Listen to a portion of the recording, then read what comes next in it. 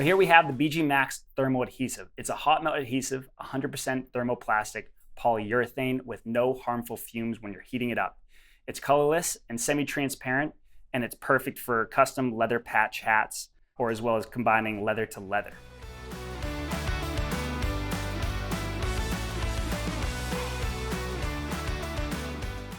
So whether you're stitching or not stitching the patch to the hat, BG MAXX is a permanent solution for leather patches on hats.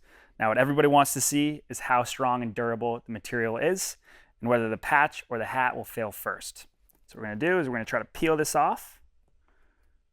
As you can see, that's on there pretty well. So I'm going to kind of keep trying to work around there.